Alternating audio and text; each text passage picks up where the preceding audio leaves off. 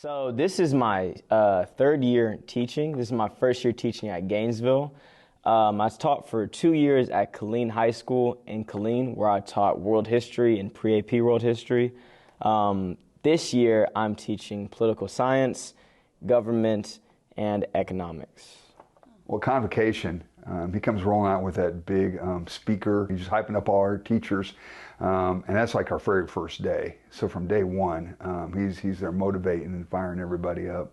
One of my mottos kind of growing up and getting into the field was, if you can't love your students, they cannot learn. So relationships have always been the top tier thing for me. When you look at my classroom and you look at, kind of the culture that I've tried to set, the whole Gainesville, Haynesville thing, I want it to be an identity for the kids. I want the kids to walk into my classroom and feel like they're walking into a new environment, an environment that we built together. He teaches sophomores, and we know as juniors, those students are going to have to take a U.S. history EOC.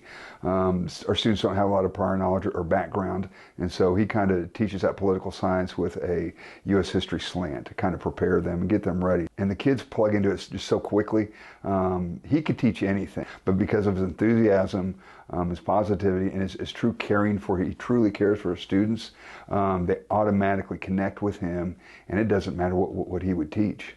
And that's why it carries over. I mean, it's immediate engagement. I ran track at the University of Texas at Arlington for 4 years on scholarship. And ever since going through that, it's something I've wanted for all my athletes. I was an NCAA All-American, school record holder, Sun Belt Conference champion. So I have the credentials behind it, and there's nothing I want to do more than to give my knowledge to those who want to learn. He is a servant leader. He wants to serve the students and staff here. You see that both at FCA and at the track meets, because anytime he's busy, he stops doing what he's doing to help others. FCA was a huge part of my life in college. I prayed about it, on what the next move would be. And when Glancy called and told me, like, hey, I feel like this FCA spot would be a great fit for you, there was no doubt in my mind.